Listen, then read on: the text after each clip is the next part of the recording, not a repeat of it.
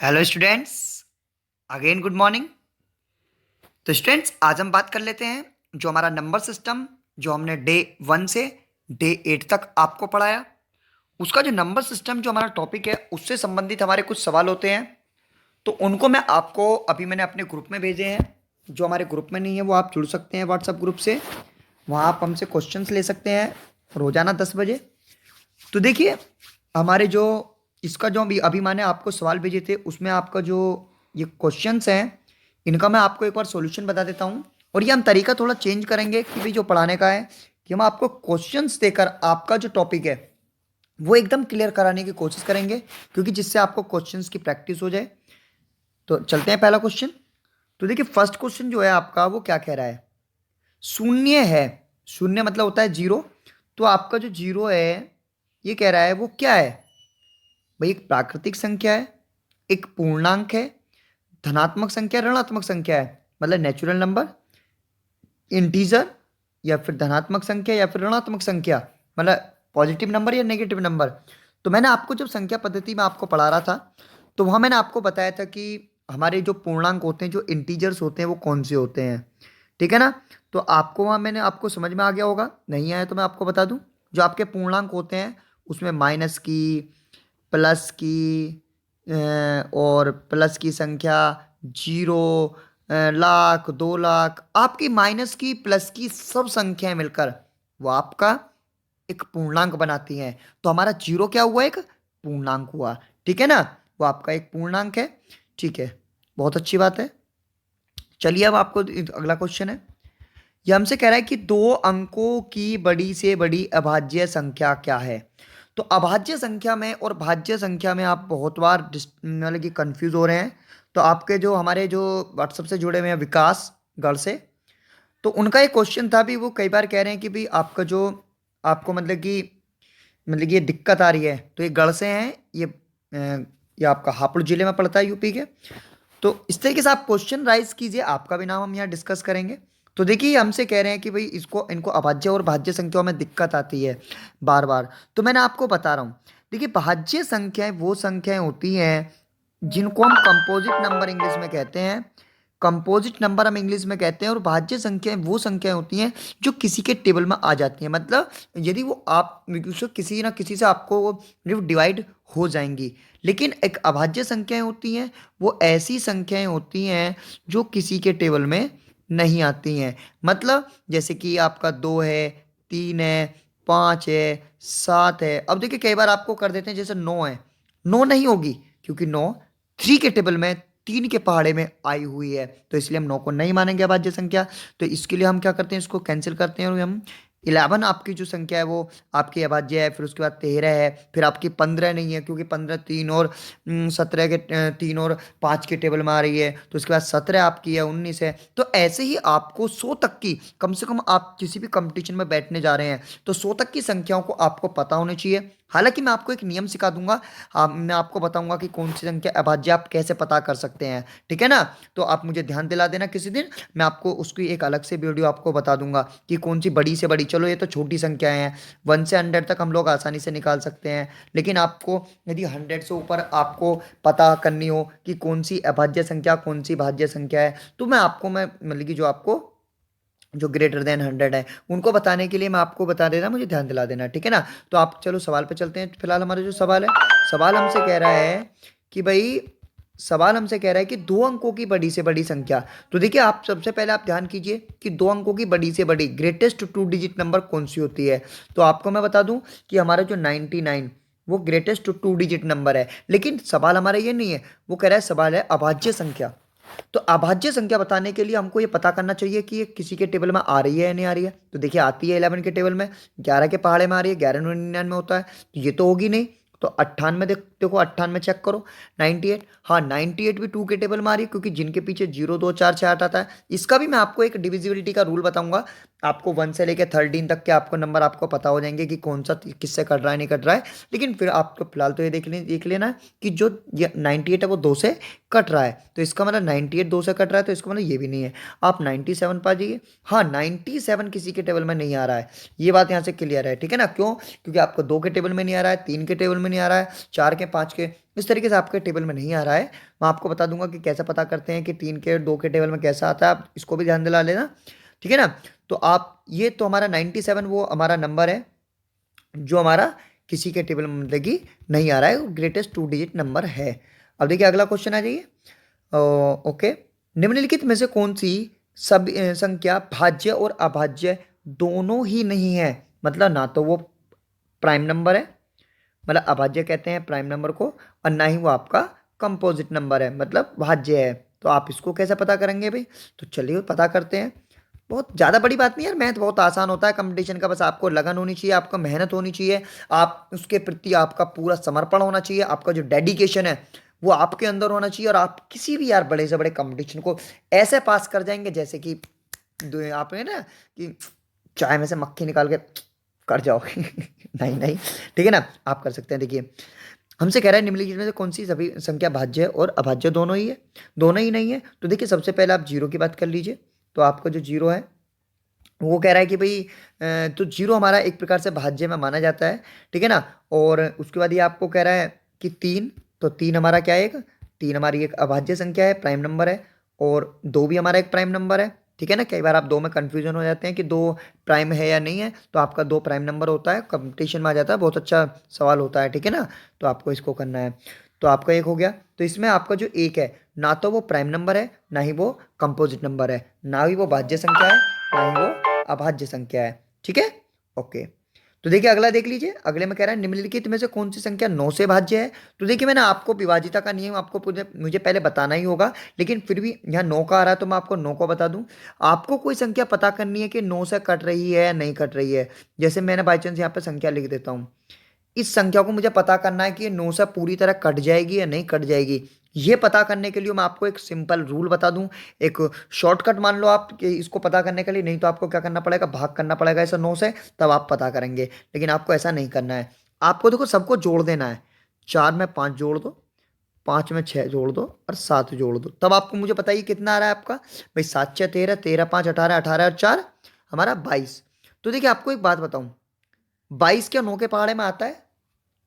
नहीं आता है ना। तो नहीं आता है तो इसका मतलब ये 9 से नहीं कटेगा। क्यों? क्योंकि यदि कोई संख्या मतलब कि जुड़ने के बाद सारे अंक उसके जोड़ दो और वो उसके बाद यदि 9 के पहाड़े में आ जाए तो वो क्या हो जाता है, वो 9 से मतलब कट जाता है। तो देखिए आप इसमें देख लीजिए, सबसे पहले आपको जो क्वेश्चन दे रहा है, तो क्वेश्चन आपको दे रहा है, इसमें क्वेश्चन में देख लीजिए आप, ठीक है ना। क्वेश्चन में देखिए आप क्या कह रहा है। क्वेश्चन में जो हमसे कह रहा था कि भाई हमको कह रहा है ना कि भाई इसमें हमें बताना है, तो हमें बताने के लिए हमें कुछ नहीं करना है। एक बार देख लीजिए कि पहली जो आपकी संख्या है ये वाली, इसके आप सारे अंकों को जोड़िए। क्या आपका 9 से विभाजित हो रहा है? देखिए जरा। 2 और 3 5, 5 5 10, 10 8 18, 18 और 3 21। तो 9 21 के पहाड़े में 9, लेकिन 9 के पहाड़े में 21 नहीं आता। अब आप इसमें आ जाइए अगले वाले में। इसमें देख लीजिए 2 8 7 0 0 5 2 है। तो देखिए 8 और 2 10, 10 और 7 17, 17 और 5 हमारा कितना हो गया 22, 22 और 2 24। तो 24 में हमारा उसके पहाड़े में नहीं आता, तो ये भी नहीं है। अब इस वाले पे आ जाइए, नीचे वाले पे। तो 4 और 2 6 और 1 7, 7 और 3 10, 10 5 15, 15 और 6 हमारा 21 नहीं आता, 21 टेबल में। अब इस पे आ जाइए लास्ट वाले पे।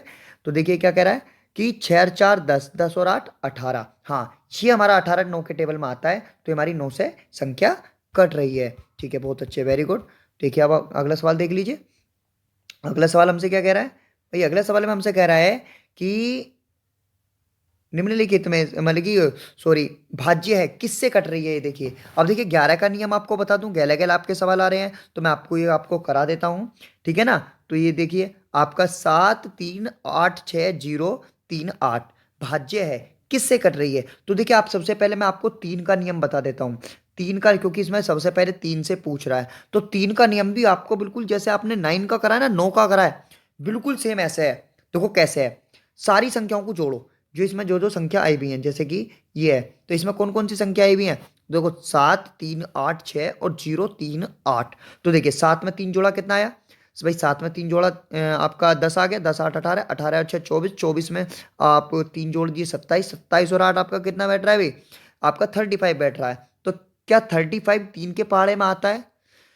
नहीं आता है, ठीक है ना, क्योंकि 35 3 के पहाड़े में नहीं आता है, क्योंकि 12 या 36 होते हैं, ना कि 35, ठीक है ना। तो इसलिए 3 का नियम 3 का और 9 का नियम बिल्कुल सेम है। दो नियम तो आपको बिल्कुल ध्यान हो जाएंगे। सारी संख्याओं को जोड़ दो। 9 का जो आपको विभाजिता पूछता है तो 9 के टेबल मानी चाहिए, और जो आपको 3 के पूछता है तो 3 के पहाड़े मानी चाहिए। आपको दोनों ही याद हो जाएंगी। ठीक है ना। अगला देखिए, ये तो है नहीं। ठीक है ना, आपका पहला वाला तो ऑप्शन नहीं लग रहा है, तो अगला देख लीजिए भाई। अब ये 4 से देखिए। 4 का नियम आपको मैं बता दूं, लास्ट की जो दो संख्याएं होती हैं, ये वाली लास्ट की जो दो संख्याएं हैं, 38 आ रही है इसमें। 38 को आप 4 से भाग करके देखिए, आपका क्या जा रहा है? 4 नाम 36 नहीं जा रहा है, दो शेष बच रहा है। तो देखिए, जब तक आपका यहाँ शेष बचता रहेगा, रिमाइंडर बचता रहेगा, आपका ये संख्या 4 से नहीं कटेगी। तो इसका मतलब 4 का नियम भी इस पर फेल हो गया, ये 4 से नहीं कट रही। तो आप 9 से देख लीजिए भाई। 9 से देखने के लिए आपको वही फिर से करना है। 9 की आपको डिविजिबिलिटी चेक करनी है। 9 से आपको चेक चेक कर लीजिए। तो देखिए कैसे चेक करना है, वही आपको 35 आ रहा था अभी जोड़ के, इनका 35 आ रहा था। 35 9 के पहाड़े में नहीं आता है, तो इसलिए हमारा तीनों से भी नहीं कट रही। ठीक है ना। अब आ जाइए 11 से। देखिए 11 का नियम थोड़ा यूनिक और थोड़ा अलग होता है। देखिए 11 का नियम आपको बता दूं क्या होता है। 11 का नियम होता है, आपको जैसे मैंने संख्या है, मैं सबसे पहले इस संख्या को लिख लूं। ठीक है ना। ये हमारे पास संख्या है 7 3 और 8 6 और 0 3 और 8। ठीक है ना, ये हमारे पास संख्या है। तो अब इसमें देख लीजिए, आपको मैं एक बात बता दूं। आपको इसमें मैं बात ये बता दूं कि भाई हमारे पास क्या है, इसको आप ओड कीजिए। इसको मैंने येलो येलो जिनको टिक कर लिया है, मतलब एक छोड़ के एक को, इसको आप ऐसा कर लीजिए। ठीक है ना, एक को छेकना है, एक को छोड़, एक को टिक करना है, एक को छोड़ना है। इसको ऑड इवन का भी नियम कहते हैं, लेकिन आप इस चीज से ध्यान रखिए। अब देखो, जिन जिन पर मैंने टिक लगाया है, एक को छोड़ के एक पर टिक लगाया, इस पर टिक लगाया, इस पर टिक लगाया, इस पर टिक लगाया और इस पर टिक लगाया, इन सबको जोड़ लीजिए। 8 में 0 जोड़ोगे 8 ही आएगा। 8 और 8 16, 16 और 7 कितना आपका आ जाएगा? 23 आ जाएगा। ठीक है ना। अब देखिए, अब जिन पर मैंने टिक नहीं लगाया था, आप उनको जोड़ लीजिए।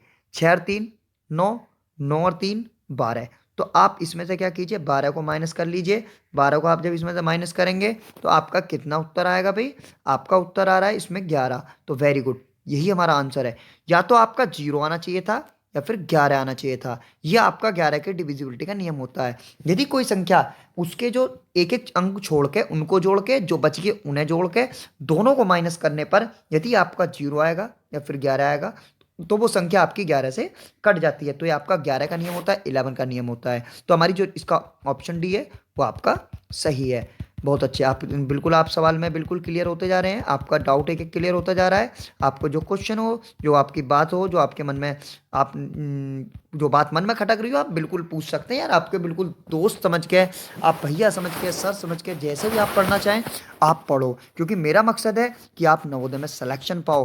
क्यों? क्योंकि मैं खुद नवोदय का स्टूडेंट हूँ, और गरीब बच्चों के लिए, जो या फिर एक प्रकार से मान लीजिए कुछ करने की इच्छा रखने वाले बच्चों के लिए नवोदय विद्यालय बेस्ट होते हैं। ठीक है ना। और वो हमारे लिए एक एक ये मान लीजिए, जो आज सीबीएसई की जो एक इतनी महंगी पढ़ाई है, उससे हम लोगों को हमारे गार्जियंस को एक प्रकार से इजाज़त दिलाते हैं, और हमें एक अच्छी एजुकेशन हमारे नवोदय विद्यालय हमको देते हैं। तो इसलिए हमें उसे किसी भी कीमत पर, किसी भी हालत में हमको उसको पाना है। ठीक है ना। अपने अंदर ऐसा एक डेडिकेशन कर लेना है कि नहीं, मुझको पाना है, जब भी देखिए आपका सिलेक्शन होगा, नहीं तो बिल्कुल नहीं होगा।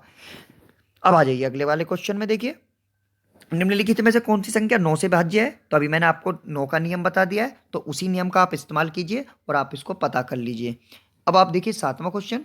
यदि 157, देखिए स्टार का, ये आपका हर तरीके का कंपटीशन में आपका सवाल आ जाता है और आप लोग इसका जवाब नहीं दे पाते हैं, तो आज आप इसका जवाब देंगे, बिल्कुल देंगे। देखिए, तो ये हमारे पास 157 आपको किससे, कौन सा अंक है? तो 3 से। देखिए, ये आप गौर कीजिए, ये 3 से देखना है। मैं 3 से कटने के नियम होना चाहिए, तो 3 से कटने के नियम के लिए आपको भी ध्यान होगा। मैंने भी बिल्कुल आपको बताया कुछ समय पहले ही कि सारी संख्याओं को जोड़ देते हैं, और उसके बाद जो आपका उत्तर होता है वो 3 से कटना चाहिए। तो बस कर लो। अरे यार, इतनी सी बात पर आप घबरा गए हैं? घबराना नहीं है। देखो, मेरा स्टूडेंट रहना, मेरे पास पढ़ना है, तो घबराने का तो नाम बिल्कुल लेना ही नहीं है। चाहे आपकी कितना भी बड़ा मुसीबत आ जाए, घबराना नहीं है बिल्कुल भी। तो आप देखिए, इसके अंक देख लीजिए आप। इसके पास जो अंक हैं वो आपके वो हैं भाई, हैं भाई 1 + 5 + 7 प्लस आपका स्टार है, तो स्टार को ऐसे ही रहने दीजिए, प्लस आपका 2 + 3 और प्लस आपका 4 है। तो आप देखिए, सबको जोड़ लीजिए। 5 और 1 6, भाई आपको 5 और 1 आपको 6 जोड़ लेना है। ठीक है ना। आप देखिए, 5 और 1 6, 6 और 7 13, 13 और 2 15, 15 और 3 18, 18 और 4 22। तो देखिए आपको 22 आपका 3 के टेबल में नहीं आता है। क्या आता है आपके पास तीन तीन के टेबल में? 24 आता है ना, क्योंकि 23 तो आएगा नहीं, 24 आएगा। तो 24 करने के लिए आपको कौन सी संख्या की जरूरत है? 2 की। तो इसका मतलब आपके स्टार की जगह पे क्या आएगा? स्टार की जगह पे 2 आएगा। ठीक है, एक मिनट में जरा इनका व्हाट्सअप का जवाब दे दूं। तो ठीक है स्टूडेंट्स, इसकी जगह आपका कितना आएगा? 2 आएगा। ठीक है, समझ में आ गया होगा कैसा आया 2? भाई हम इन लोगों को क्या है कि हमको 3 का नियम लगाना है। 3 का नियम हमारा क्या कहता है? सारी संख्याओं को जोड़ना है और वो 3 के पहाड़े में आना चाहिए। हमने सभी को जोड़ा, हमारा कितना आ गया? 22। लेकिन 22 हमारे 3 के पहाड़े में नहीं आता है, तो इसका मतलब इसकी जगह क्या होना चाहिए? 2 होना चाहिए, जब भी तो 24 बैठेगा।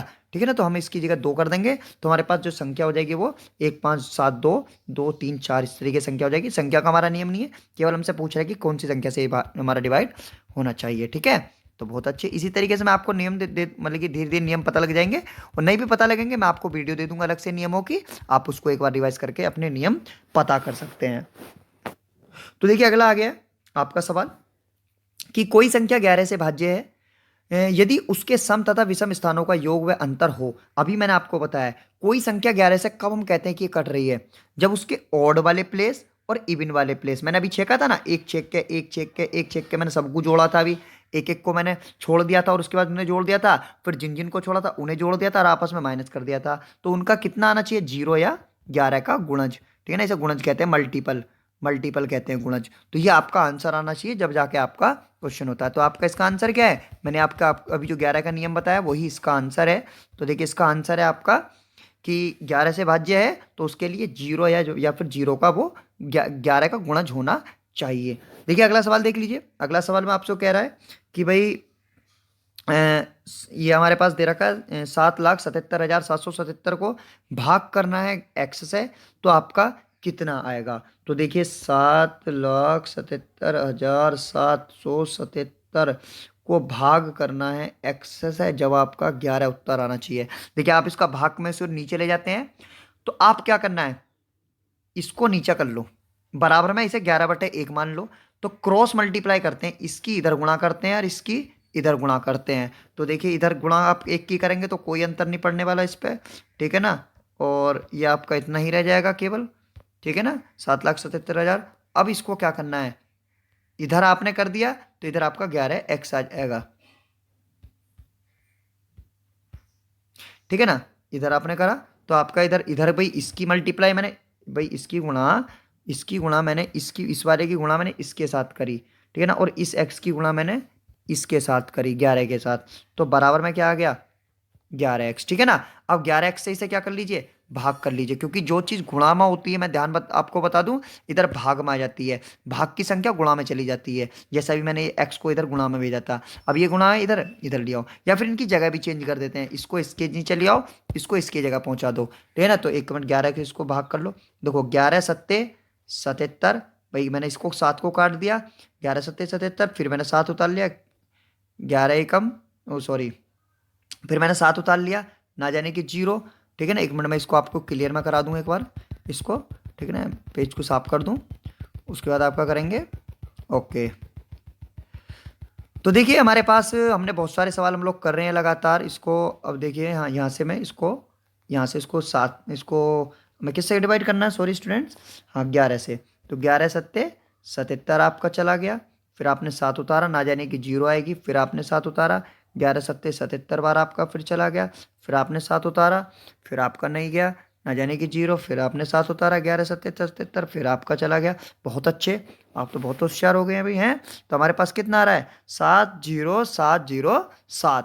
देखो आपका जो ऑप्शन है वो आपका ए ऑप्शन आपका सही है। ठीक है, ओके बहुत अच्छे। अब देखिए अगला सवाल करते हैं। अगला सवाल हमारा क्या कह रहा है कि निम्न में से कौन सी संख्या अपरिमेय है?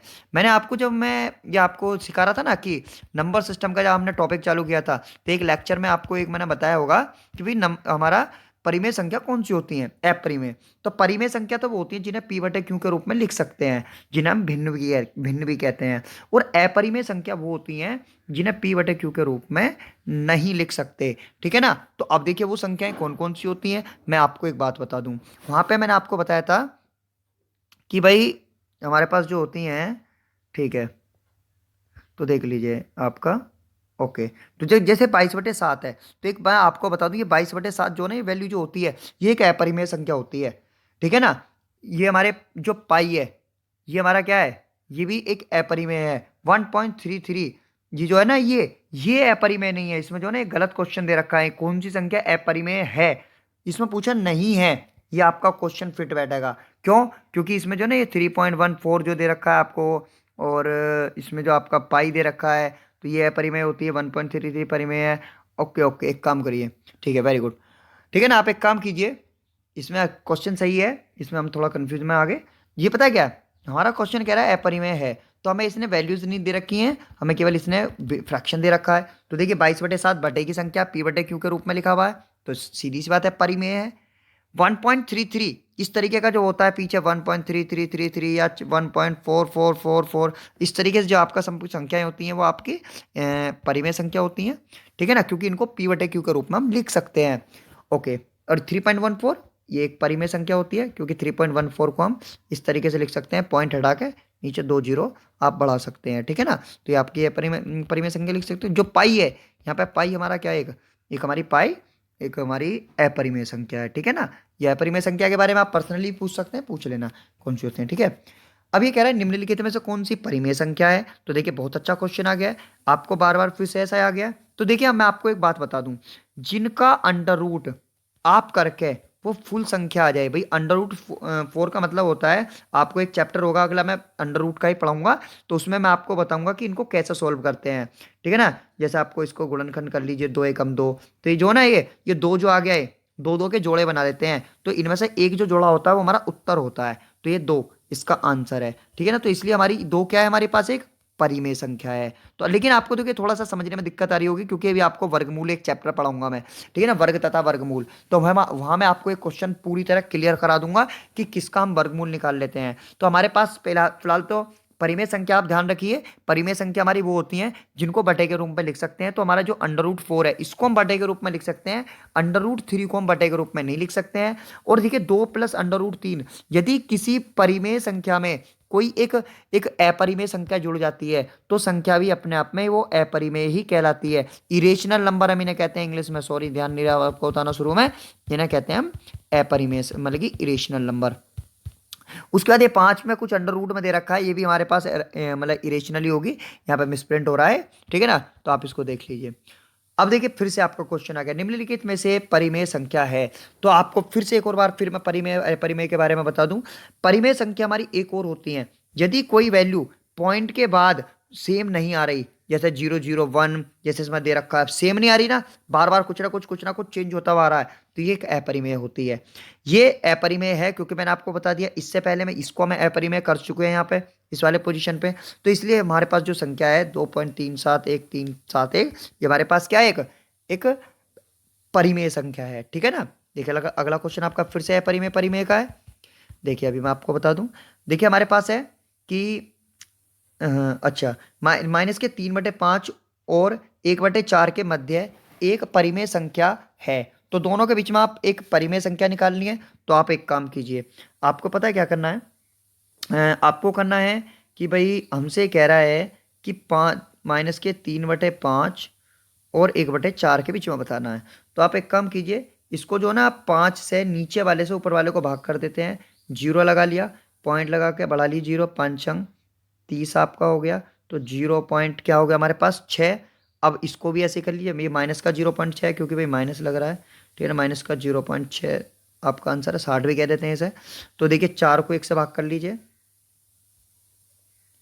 देखिए ना जाने कि 0 पॉइंट लगा लिया, 4 दूनी 8, आपका 2 आ गया, पॉइंट लग रहा बढ़ा लीजिए, 4 5 20।